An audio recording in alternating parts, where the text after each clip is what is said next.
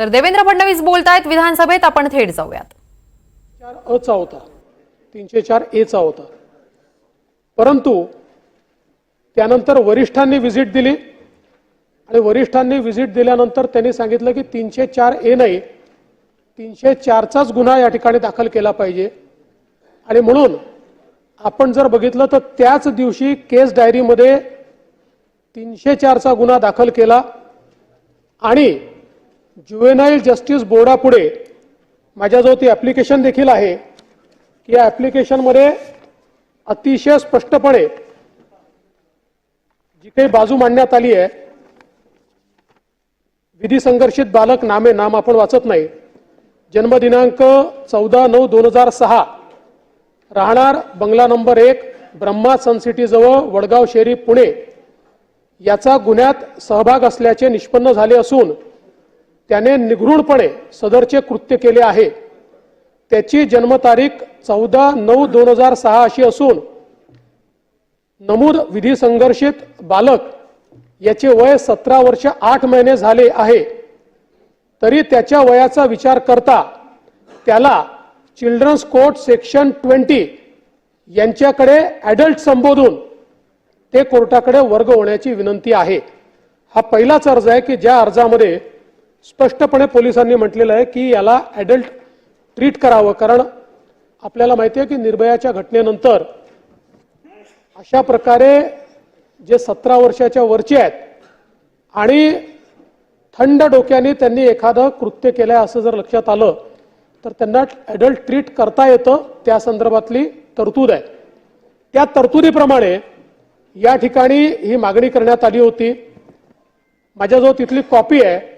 ते जे ज्युव्हेनाईल जस्टिस बोर्डचे मेंबर आहेत त्यांनी त्याच्यावर लिहिलं आहे सीन अँड फाईल्ड आणि त्यांनी स्पष्टपणे ती फाईल केली आणि त्यानंतर त्याला काय काय शिक्षा त्यांनी सांगितल्या ते आपल्या सगळ्यांना माहिती आहे.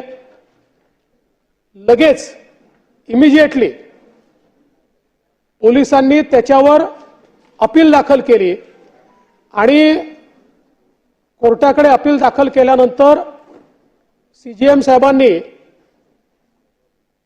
त्या अपील हिअर केली आणि हिअर करून सांगितलं की ज्युव्हेनाईल जस्टिस बोर्डाच्या सेक्शन 45 प्रमाणे तुम्हाला रिव्ह्यूचा अधिकार आहे, तो तुम्ही रिव्ह्यूचा अधिकार तिथे वापरा. आणि जर त्यांनी रिव्ह्यूमध्ये ऐकलं नाही तर पुन्हा आमच्याकडे आम्ही ते नक्की ऐकू. आणि मग ज्यावेळी रिव्ह्यू करता ती पिटिशन दाखल केली त्यावेळेस मात्र मग त्यांनी जो काही आपला जुना निर्णय होता तो बदलला आणि त्याला जी काही कस्टडी आहे ती कस्टडी त्या ठिकाणी दिली. हे करत असताना अनेक मुद्दे त्याच्यामध्ये लक्षात आले. विशेषतः त्याचा जो रक्ताचा नमुना घेतला होता, ज्यावेळेस रक्ताच्या नमुन्यामध्ये त्या ठिकाणी अल्कोहोल नाही असं लक्षात आलं त्यावेळेस पोलिसांना स्ट्राईक झालं की काहीतरी याच्यात गडबड आहे. आणि म्हणून पोलिसांनी तात्काळ त्याचा डीएनए घेतला आणि जो रक्ताचा नमुना होता त्याच्या डीएनएशी मॅच केला. त्याच्या वडिलांचा डीएनए घेतला, तो मॅच केला. तर असं लक्षात आलं की जे रक्त त्या ठिकाणी देण्यात आलेलं आहे त्याचा डीएनए मॅच होत नाही. आणि तात्काळ मग पोलिसांनी त्या संदर्भातली कारवाई केली. जे काही डॉक्टर आहेत त्यांना अटक केली. त्यातनं मग एकाने कबूल केलं की मी 3 लाख रुपये घेऊन अशा प्रकारचा हा नमुना बदललेला आहे. या सगळ्या बाबी त्या ठिकाणी रेकॉर्डवर आणल्या. त्याची पहिली चार्जशीट जी आहे ती देखील दाखल केली आणि सगळा लीगल आणि टेक्निकल एव्हिडन्स त्याच्यामध्ये तयार केला. त्याची जी काही क्रॅश इम्पॅक्ट अनालिसिस आहे ते क्रॅश इम्पॅक्ट अनालिसिस केलं. त्या क्रॅश इम्पॅक्ट अनालिसिसमध्ये ज्यावेळी त्यांनी ब्रेक मारलेला आहे त्यात लॉक झालेली स्पीड ही 110 km/h ची आहे. त्यामुळे अत्यंत वेगानेही तो चालवत होता. त्याच्या घरापासनं कंप्लीट सीसीटीव्हीचं जे नेटवर्क आहे ते त्या ठिकाणी जप्त झालेलं आहे. तो पहिले ज्या बारमध्ये बसला जिथे दारू प्यायला त्याचं सीसीटीव्ही फुटेज ते जप्त केलेलं आहे. त्या सीसीटीव्ही फुटेज सोबत त्यांनी दिलेलं बिल जप्त केलेलं आहे. तो दुसऱ्या बारमध्ये जिथे बसला त्याचं सीसीटीव्ही फुटेज हे जप्त केलेलं आहे. त्यामुळे लीगल आणि टेक्निकल एव्हिडन्समध्ये आता कुठेही एव्हिडन्सची कमतरता नाहीये. हा सगळा एव्हिडन्स त्या ठिकाणी दिलेला आहे. त्याच्या वडिलांवर कारवाई करण्यात आलेली आहे, कारण वडिलांनी त्या ठिकाणी ज्युएनाइल जस्टिस ऍक्ट अनुसार आपला मुलगा ऍडल्ट नाही हे माहिती असताना देखील त्याला गाडी चालवायला देणं हा गुन्हा आहे, म्हणून त्याबद्दल त्यांच्यावर गुन्हा दाखल झालेला आहे. जे बारचे त्या ठिकाणी मॅनेजर आहेत सगळे, त्यांच्यावर त्यांनी तपासणी न करता त्याला लिकर सर्व्ह केली, त्यांच्यावर गुन्हा दाखल झाला. त्या सगळ्यांना अटक त्या ठिकाणी झालेली आहे. आणि याच्यासोबत त्याचे जे आजोबा आहेत त्यांनी त्या ड्रायव्हरला तू हे अंगावर घे, ड्रायव्हर गेला होता की मी चालवत होतो, पण पोलिसांनी ते मान्य केलं नाही. पोलिसांनी सांगितलं आमच्याजवळ इनफ एव्हिडन्स आहे की हाच चालवत होता. त्यानंतर त्या ड्रायव्हरला एक दिवस त्या आजोबांनी आपल्या घरामध्ये कोंडून ठेवलं आणि त्याला सांगितलं की तूच हे अंगावर घेतलं पाहिजे, पण त्यांनी ते काही शेवटी मान्य केलं नाही. त्यामुळे वडील आणि आजोबा या दोघांवर किडनॅपिंगची केस लावलेली आहे. अजूनही ते त्या ठिकाणी अरेस्टेड आहे. आणि या संदर्भात जे काही पोलीसचे अधिकारी आहेत, कारण याच्यामध्ये पोलिसांची चूक कुठे आहे? पहिली चूक ही आहे की ज्यावेळी त्याला 3 वाजता त्या ठिकाणी आणलं त्यावेळी त्याला मेडिकलला लगेच पाठवायला पाहिजे होतं, ते 8:30 वाजता त्यांनी पाठवलेलं आहे. त्यामुळे दुसरं अशा प्रकारचा गुन्हा घडला. नॉर्मली ऍक्सिडेंटमध्ये 304A लावतात, तो 304A लावला, पण त्यांनी पहिले वरिष्ठांना कळवायला हवं होतं, पण ते वरिष्ठांना त्यांनी कळवलेलं नाही. वरिष्ठांनी आल्यानंतर तो 304A चा 304 केलेला आहे आणि तो त्याच वेळी केलेला आहे. याचा सगळा रेकॉर्ड हा केस डायरीमध्ये आहे. आणि म्हणून आपली ड्युटी नीट केली नाही या आधारावर त्यांना त्या ठिकाणी सस्पेंड केलेला आहे. यासोबत तुम्ही जो दुसरा प्रश्न विचारला त्या प्रश्नामध्ये जवळपास पुण्याच्या भागामध्ये 70 पब्सवर कारवाई केलेली आहे, ज्यांनी लायसन्सच्या अटी शर्ती त्या ठिकाणी काही ना काही प्रमाणात अटी शर्तींचं उल्लंघन केलं आहे. अशा 70 पब्सचे लायसन्सेस हे त्या ठिकाणी रद्द करण्यात आलेले आहेत. आणि त्यासोबत वेगवेगळ्या प्रकारे ज्या काही अटी आहेत त्या ठिकाणी आता ज्यांचे लायसन्सेस आहेत तिथे आर्टिफिशियल इंटेलिजन्स एनेबल्ड कॅमेरेज लावले आहेत. त्याची सुरुवात झालेली आहे, बऱ्याच ठिकाणी आता लागले आहेत. कंपल्सरी केलाय की ज्यातनं त्यांनी किती वाजता बंद केलं, त्यांनी सर्व करताना त्याचं जे काही वय आहे ते तपासलं की नाही, या सगळ्या गोष्टी या कॅमेऱ्याच्या माध्यमातून त्या ठिकाणी तपासल्या जात आहेत. आणि एंट्री देताना देखील एंट्रीवर त्याचं वय काय आहे याचा प्रूफ तपासण्याचे त्या ठिकाणी आता सुरुवात झालेली आहे. आणि हे सांगण्यात आलंय की समजा उद्या एंट्री दिली गेली आणि वय तपासलेलं नाही असं जर लक्षात आलं तर त्याची कारवाई लायसन्स रद्द करण्यामध्ये होईल आणि फौजदारी गुन्हा देखील दाखल होईल. अशा प्रकारच्या उपाययोजना देखील या ठिकाणी केल्या आहेत.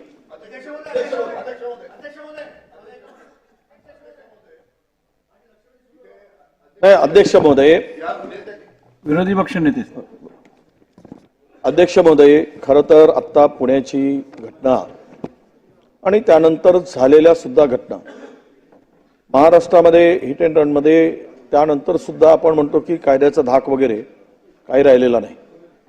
6-7 घटना नंतर झाल्यात, नागपुरात झाल्यात, बऱ्याच ठिकाणी झाल्यात, त्यांची यादी आहे पण ते वाचणार नाही. अध्यक्ष महोदय, खरं तर आता असं म्हणतात की पुण्यातली लोक पुण्याचा आता उडता पंजाब होत आहे.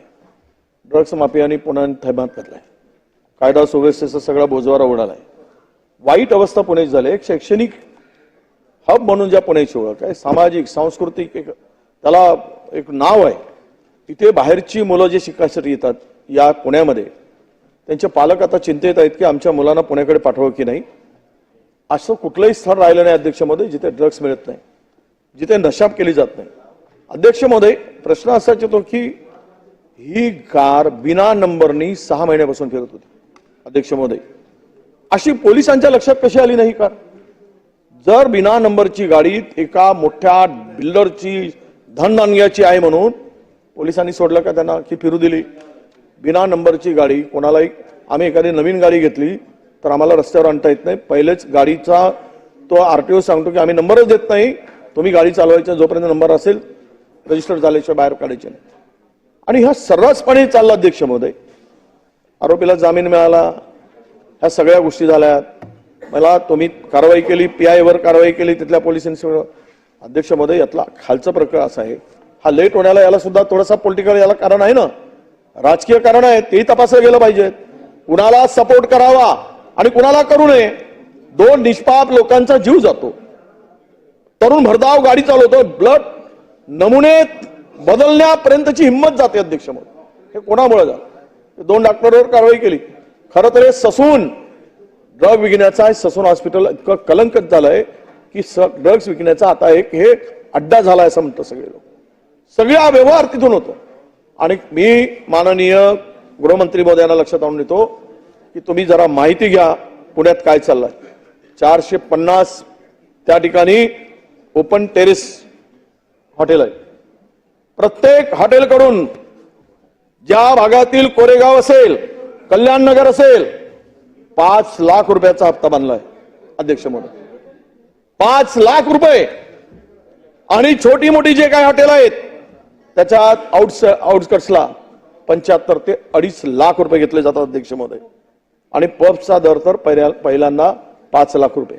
मला हे कळत नाही की एवढा मोठा संपूर्ण व्यवहार चालत असताना ज्या पब्स अनधिकृत चालत आहेत, नियमाचं उल्लंघन करून चालत आहेत, तेथील 27 पबला अध्यक्ष महोदय कुठलाही परवानगा नव्हता. आता बिना परवानगीने 27 पब जर चालत असतील तर पोलीस कमिशनर काय झोपा काढत होते तिथे? त्यांच्यावर कारवाई नको? गेल्या 200 गुंडांची ओळख म्हणजे त्यांनी परेड घेतली. ही परेड होती की ओळख? परेड होती की ओळख होती? हा प्रश्न येतो. 200 गुंडांची गेल्या आज कमिशनर आलेत आणि पुण्याची आता कायदा सुव्यवस्था आता एकदम सुसाट होणार. आली, ओळख घेतली, सांगितली ही ओळख, हे परेड होती. नाही, प्रश्न येतो पुण्यातला प्रश्न. अध्यक्ष महोदय, हा गंभीर झालाय. हा प्रश्न गंभीर आहे अध्यक्ष महोदय, म्हणून मी याच्याकडे लक्ष देतोय. गृहमंत्री महोदय, तुम्हाला तिथे जे काही कमिशनर आहेत, बघा आरोपी, हे 2 आरोपी अमरावतीत का मिळाले? माझा आरोप आहे आपल्याकडे आमची चौकशीची मागणी आहे. जरा माहिती घ्या. त्या संभाजीनगरमध्ये आरोपी पकडत असताना तिथे काय तोडपाणी झालाय याची माहिती घ्या. कोण होता मध्यस्थी याची पण माहिती घेतली पाहिजे. अध्यक्ष महोदय, हे वरवर नाही, या प्रकरणामध्ये मोठे अधिकारी सुद्धा पाठीशी, त्या सगळ्या प्रकरणाला लपवण्यामध्ये आणि त्यांना आरोपीला पाठीशी घालण्यामध्ये त्यांचा मोठा सहभाग आहे. अध्यक्ष महोदय, माझी विनंती एवढीच आहे की आज मध्यप्रदेश हे तिथे चाललंय.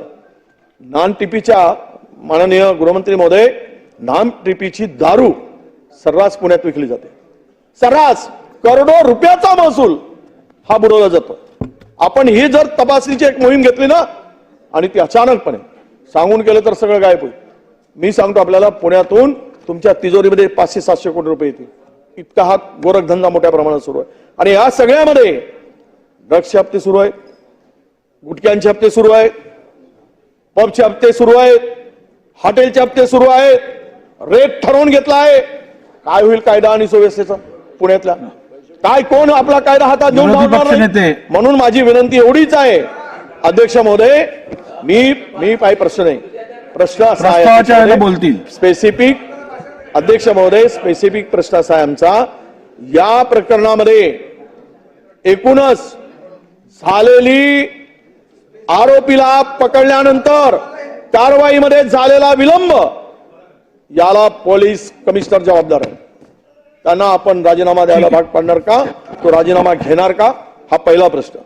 आणि इतके दिवस ही नंबर प्लेट नसलेली गाडी चालत होती, यावर याच्यावर कोणा आपण याच्या संदर्भात कुणावर कारवाई करणार आणि आजपर्यंत त्या पब्सवर आणि आता कारवाई झाली ती कारवाई न करण्याचं कारण काय आणि यावर यांचा कुणाचा आशीर्वाद होता त्यांच्यावर कारवाई होईल का?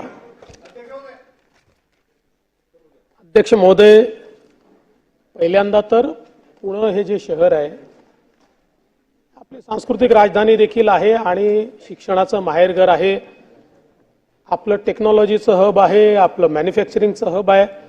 तर मला असं वाटतं की पुण्याचा उडता पंजाब झाला वगैरे असं म्हणून पुण्याला बदनाम करणं योग्य नाही आहे. देशभरात त्याची बदनामी होते. उलट नाही वृत्तपत्र काही छापतात म्हणून जबाबदार लोकांनी असं बोलणं योग्य नाही आहे. शेवटी आपल्या राज्यामध्ये सगळं एवढं मोठं जे काही इन्व्हेस्टमेंट येतं पुण्यामध्ये येतं, तथापि या घटना घडल्या ते गंभीर आहे, त्याचं गांभीर्य मी नाकारत नाही. कोणी जात नाही, काळजी करू नका. ते तुमच्या काळात गेले ना, आमच्या काळात जाऊ नाही शकत, सोडून द्या.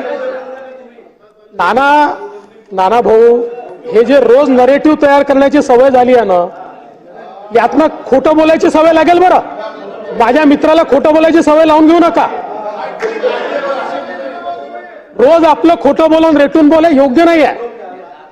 सन्माननीय विरोधी पक्ष नेत्यांनी जे सांगितलं, पहिली गोष्ट या संपूर्ण प्रकरणामध्ये, म्हणजे मी काही या ठिकाणी कोणाला क्लीन चिट वगैरे द्यायला बसलो नाही, पण या संपूर्ण प्रकरणामध्ये पुण्याच्या पोलीस आयुक्तांनी अतिशय प्रोएक्टिव्ह भूमिका घेतली आहे, अतिशय प्रोएक्टिव्ह. आणि कुठलाही तसूभरही याच्यामध्ये एकही इंडिकेशन असं नाही की ज्याच्यामध्ये त्यांच्यावर कारवाईची आवश्यकता आहे. तथापि आपण जे सांगितलं, खरं म्हणजे ही अलीकडच्या काळात पद्धत आहे, कोणीतरी एखादा कागद आणतं आणि मग सांगतं हे बघा रेट कार्ड, हे इतके रेट चाललेले आहेत. असं नसतं. तुम्हाला जास्त माहिती आहे. रेट कार्ड म्हटल्यावर तुम्ही बोलले, तुम्हाला माहिती आहे. नाही, तुम्हाला योग्य बसून माहिती बोलू आहे. नका. रेट हे बघा, हे कार्ड फार तुम्हाला काय चुकीचं माहिती आहे, मला आहे. माहिती आहे. उपमुख्यमंत्री कारण मी बोलत माहिती आहे. असताना असं बसून बोलणं योग्य नव्हे.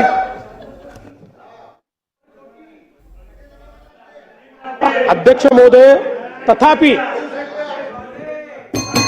या ठिकाणी पोलिसांनी कारवाई केलेली आहे. सन्माननीय विरोधी पक्ष नेत्यांनी जी माहिती दिली आहे ती माहिती सत्य मानून त्याच्यावरही चौकशी केली जाईल. रोहित पवार. अध्यक्ष महोदय, परंतु रोहितजी, अध्यक्ष महोदय, गाडीच्या संदर्भातला जो मुद्दा उपस्थित केला होता, त्यांनी रजिस्ट्रेशन केलं पण प्रोसेस पूर्ण केली नाही. त्याचा जो रजिस्ट्रेशन नंतर टॅक्स भरायला पाहिजे होता तो भरला नाही. त्यामुळे त्याच्यावरही कारवाई केली आहे आणि 420 467 गुन्हा त्याही संदर्भात दाखल केलेला आहे. आणि हे तपासून पाहण्यात येईल की याच्यामध्ये आरटीओच्या कुठल्या अधिकाऱ्याचं काही संगनमत आहे का. बोला रोहित पवार. अध्यक्ष महोदय, तर पुण्याला उडता पंजाब म्हणणं अयोग्य असल्याचं वक्तव्य यावेळी फडणवीसांनी केलेली आहे. विरोधी पक्षनेते विजय वडेट्टीवारांनी पुणे उडता पंजाब झालंय असं वक्तव्य केलं होतं. या ठिकाणी हा जो विषय आपण बघितला तो खऱ्या अर्थाने का चर्चेत आला, त्याचं मुख्य कारण म्हणजे तिथं असणाऱ्या सामान्य लोकांनी हा विषय हातात घेतला, आंदोलनं केली.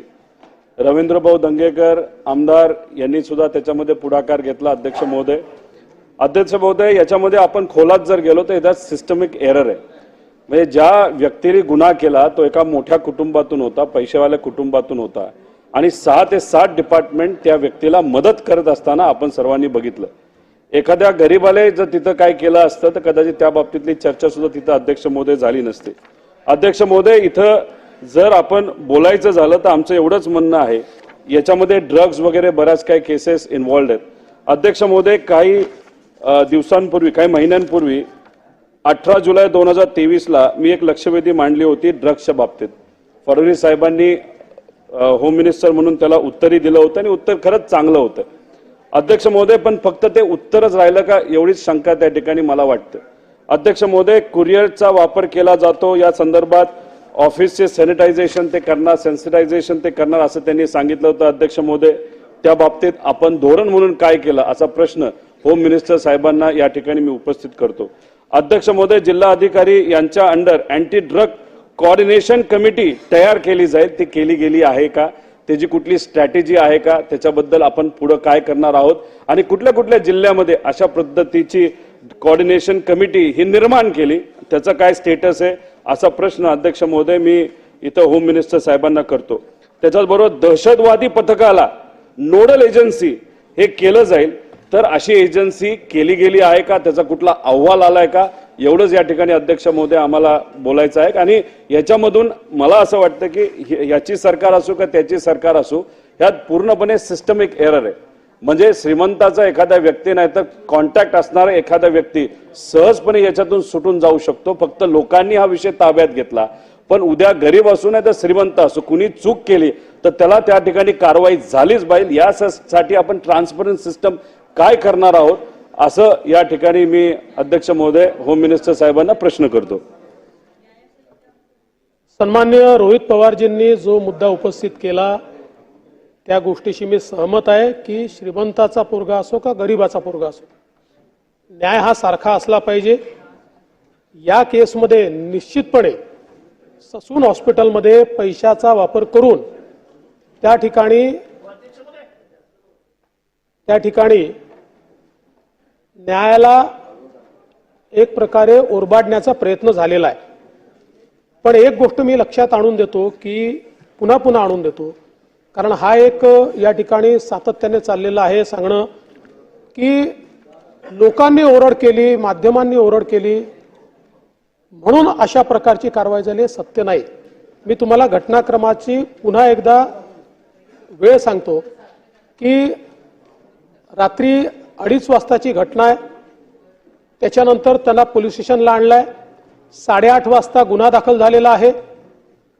8:30 वाजता गुन्हा दाखल झाल्यानंतर ती मेडिकल झालेली आहे. मेडिकल मध्ये काही असू द्या, पण त्या ठिकाणी त्याच दिवशी 10:30 वाजता वरिष्ठांनी FIR मधलं जे 304A होतं ते केस डायरीमध्ये 304 करायला लावलं. त्याची वेळ आहे, टायमिंग आहे. आणि मी आपल्याला त्याच दिवशी 12 वाजता ज्युएनाईल जस्टिस बोर्डाकडे केलेला अर्ज आहे की ज्या अर्जामध्ये स्पष्टपणे त्यांनी सांगितलेलं आहे की हिनियस क्राईम आहे आणि याला ॲडल्ट म्हणून तुम्ही ट्रीट करा. त्यामुळे हे सगळं जे काही केलेलं आहे हे करत असताना याच्यामध्ये आपण जर बघितलं तर कुठलाही डिले नाही आहे. डिले कुठला आहे तो मी सांगितला की त्यांनी 8:30ला गुन्हा रजिस्टर जो काही केला त्यानंतर मेडिकलला पाठवलं, त्याच्या आधी पाठवायला हवं होतं. आणि अशा प्रकारचा गुन्हा दाखल करत असताना वरिष्ठांना इन्फॉर्म करण्याची पद्धत आहे ती त्यांनी केलेली नाही. ह्या 2 चुका त्याच्यामध्ये आहेत. पण आपण जे म्हणालात, निश्चितपणे प्रत्येक गुन्ह्यातनं आपण काही गोष्टी शिकतो. त्यामुळे हे जे काही लूप होल्स आपल्या लक्षात येत आहेत की ज्यातनं कोणीतरी पैशाचा वापर करून त्या ठिकाणी न्याय विकत घेऊ शकेल, पैशाचा वापर करून पुरावे बदलू शकेल, अशा प्रकारचे जे विषय येत आहेत निश्चितपणे त्याच्यामध्ये अधिक कडक कारवाई आपल्याला काय करता येईल. विशेषतः एक गोष्ट यात मला नमूद केली पाहिजे की 1 जुलैपासनं आपले जे नवीन कायदे लागू होत आहेत त्याच्यामध्ये आता लीगल अँड टेक्निकल एव्हिडन्स आणि फॉरेन्सिक एव्हिडन्स याला जास्त महत्त्व दिलेलं आहे. त्या प्रकारची तयारी देखील आपण केली, पण तो वेगळा विषय आहे. पण त्यातनं निश्चितपणे या गोष्टी ॲड्रेस होतील. दुसरा जो आपण ड्रग्सच्या संदर्भात मी जे उत्तर दिलं होतं त्याचा जो रेफरन्स आपण दिला तर त्यात सांगितलं पाहिजे की कुरिअर ऑफिसेसचं सॅनिटायझेशन आणि त्या ठिकाणी व्हिजिट्स मोठ्या प्रमाणात झालेल्या आहेत. जेव्हा आपली चर्चा होईल चर्चेच्या उत्तरात मी आकडेवारी सहित ते सांगेन, पण ते आपण निश्चितपणे केलं. जिल्ह्याच्या समित्या तयार झालेल्या आहेत. समित्यांच्या बैठका त्या ठिकाणी ज्या काही आपण अँटी ड्रग कमिटीज आहेत त्याच्या बैठका देखील त्या ठिकाणी झालेल्या आहेत. आणि ATS नोडल तर त्याच्यामध्ये जे काही केंद्र सरकारचं नार्कोटिक्स कंट्रोल ब्युरो आहे, पण ATSला याकरता त्याच्यामध्ये आपण इन्व्हॉल्व केलेलं आहे की अलीकडच्या काळामध्ये आपल्या हे लक्षात आलं की जे काही विशेषतः कंटेनरने ड्रग्स पाठवायचे असा एक प्रयत्न 3-4 वेळा झाला आणि वरती वेगळ्या गोष्टी आणि खाली कंटेनरमध्ये त्या ठिकाणी ड्रग्ज अशा प्रकारचा जो विषय लक्षात आला आणि हे विशेषतः आपल्या आजूबाजूच्या देशातनं जे पुश होत आहे आणि म्हणून याला शेवटी कुठेतरी टेरर फंडिंगशी देखील याचा संबंध आहे, म्हणून एटीएसला देखील याच्यामध्ये आपण जोडून घेतलेलं आहे. केंद्र सरकारनेच ते केलेलं आहे. एटीएसला देखील त्या ठिकाणी आपण जोडून घेतलेलं आहे. आणि अशा प्रकारे हे जे कंटेनर्स वगैरे आहेत, आता आपल्या पोर्टवर आतापर्यंत याची आधुनिक एक्सरे मशीन नव्हती, ती पण मशीन आता आलेली आहे. त्यामुळे प्रत्येक कंटेनर हा ज्या मशीनच्या माध्यमातून ड्रग्ज डिटेक्ट करता येतात अशा मशीनचा एक्सरे झाल्याशिवाय आता बाहेर जाऊ शकत नाही. अनिल देशमुख साहेब त्यांच्यानंतर येतो. इथे सविस्तर पुण्याच्या घटनेच्या बाबतीत निवेदन दिलं. हिट अँड रनच्या घटना महाराष्ट्रामध्ये मोठ्या प्रमाणात घडतात.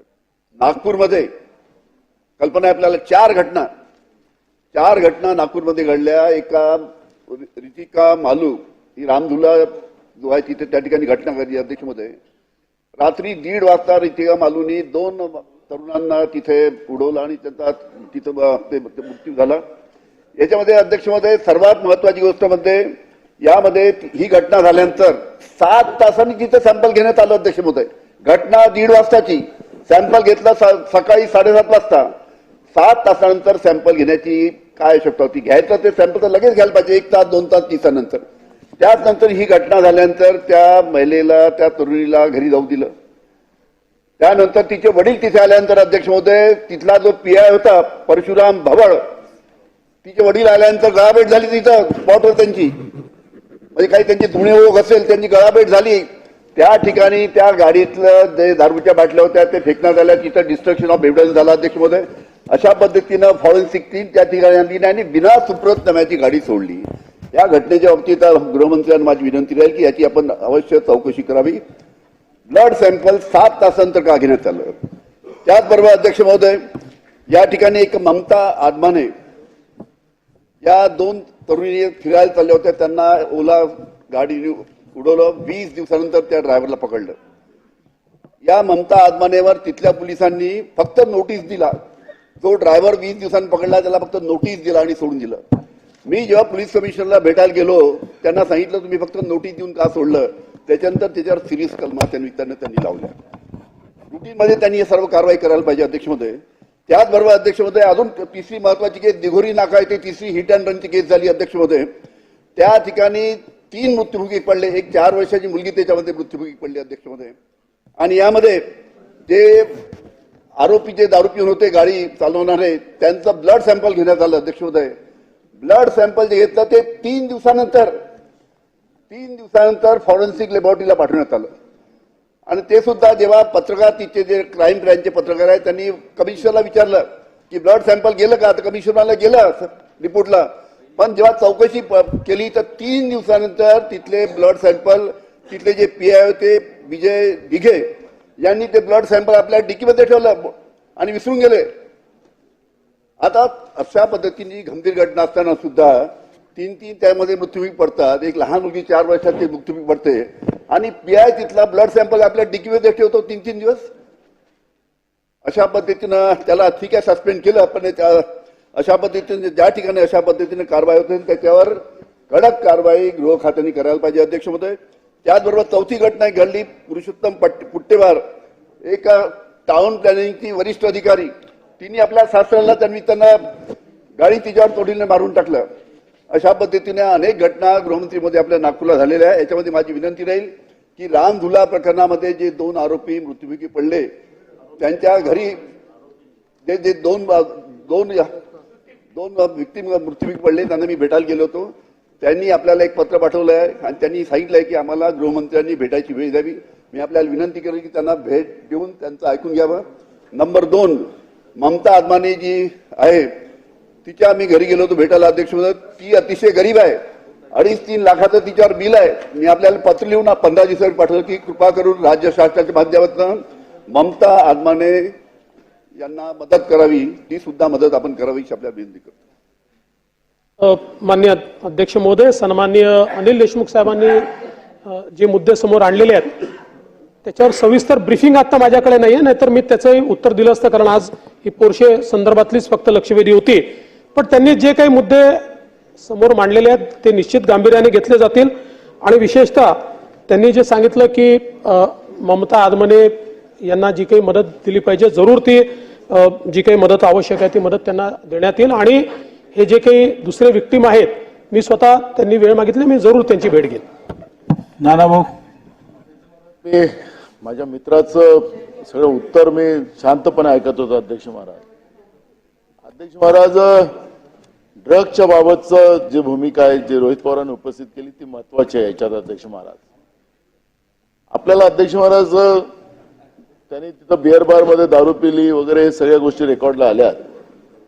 पण अध्यक्ष महाराज याच्यामध्ये दारूपेक्षा हा ड्रगचा जास्त इन्व्हॉल्व आहे आणि हा ड्रग विषय हा इतका डेंजर आपल्या महाराष्ट्रात निर्माण झालेला आहे. ते नाशिकमधून ललित पाटील आणि मग त्याचं नातं यांच्याकडे खातं आहे वाटतं ना, बोर्ड दाखवते यांच्याशी नातं असं नाही म्हणत ललित पाटलाचं, पण ससूनशी नातं फार जोडलं गेलं अध्यक्ष महाराज. आणि या घटनेमध्ये ससूनचं नातं मोठ्या प्रमाणात आलं. हे ससून हॉस्पिटलमध्ये असं काय हे डॉक्टर तावडे कोण, डॉक्टर तावडे कोण, हे असे विद्वान लोक सरकारच्या आशीर्वादाने बसलेले आहेत. कारण की अध्यक्ष महाराज ते पत्र पण आहेत ते आपण सगळ्या गोष्टी पाहिलेल्या आहेत मीडियामध्ये. फॉरेन्सिक लॅबचं आपण मान्य उपमुख्यमंत्री गृहमंत्री आपण उत्तर दिलं. एका मंत्र्याला क्लीन चिट देता असताना तुम्ही मी पत्र दिलं फॉरेन्सिक लॅबला, अजूनपर्यंत तो रिपोर्टच नाही आला. तुम्ही त्या एका मंत्र्याला तुमच्या मंत्रिमंडळात असलेल्या तुम्ही विरोधी पक्षात असताना त्यांच्याबद्दलचा खूप आवाज उचलला होता, पण आता तुमच्या मंत्रिमंडळात आहे त्याचा फॉरेन्सिक लॅबचा रिपोर्ट अजूनही आला नाही, तुम्ही क्लीन चिट देऊन टाकला.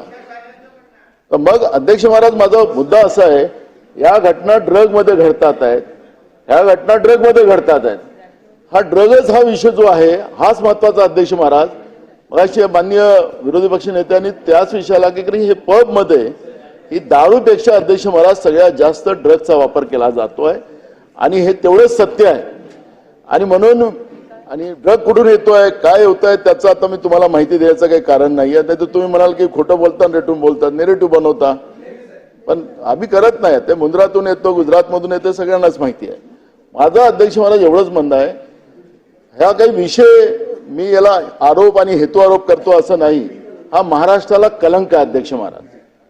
पुण्यासारख्या शहरामध्ये एज्युकेशन हबमध्ये आणि एका सांस्कृतिक शहराला अशा पद्धतीचा कलंक लागणं, मग अशा या भ्रष्ट प्रशासकीय व्यवस्था आणि कोण त्याच्या पाठीशी नेमकं आहे. कारण की याच्यामध्ये या घटनेमध्ये अजून पुन्हा अध्यक्ष महाराज हे पोलिसांनी खाली जी कारवाई जे माननीय उपमुख्यमंत्री मगापासून सांगतात आहे राजकीय व्यवस्थेचा दबाव त्याच्यावर सातत्यानं होता. हा कोण होता राजकीय व्यवस्थेचा दबाव आणणारा हे सगळे. कारण की महाराष्ट्रासमोर हे प्रश्न सगळे निर्माण झालेले आहेत. या सभागृहाच्या माध्यमातून स्पष्टता माननीय गृहमंत्र्यांनी मांडावी, ड्रगच्या बाबत मांडावी. हा डॉक्टर तायरे त्याला कोणाचा आशीर्वाद होता, तुमचा नव्हता. डॉक्टर काय असतील तिथं जे ससून मधले, हा ससूनचा ड्रगशी काय नातं, व्हीआयपी ट्रीटमेंट ललित पाटलाला हे कशासाठी दिलं गेलं होतं. आणि म्हणून अध्यक्ष महाराज हा ससून हॉस्पिटल सुद्धा हे जे आहे हे या सगळ्या ड्रग व्यवस्थेशी आणि रक्तबदलामध्ये. आणि अध्यक्ष महाराज हा रक्त नमुना तपासायचा ना अध्यक्ष महाराज, त्याला मी तुम्हाला सांगतो अजून आताही सांगतो त्याला दारू त्याच्यामध्ये येणार. कारण की त्याच्यामध्ये कोर्टामध्ये काय होतं आपण वकिलात अध्यक्ष महाराज दारू पिलेला आहे तर त्याला तर माफच केलं जातं नंतर काही, आणि मुद्दाम थोडी मारलेलं आहे ते नंतर काय होतं आपल्याला माहिती आहे. पण ड्रग हा विषय जो अध्यक्ष महाराज त्याच्या रक्त नमुन्यात येणार नाही अध्यक्ष महाराज हेच आम्हाला संशय आहे.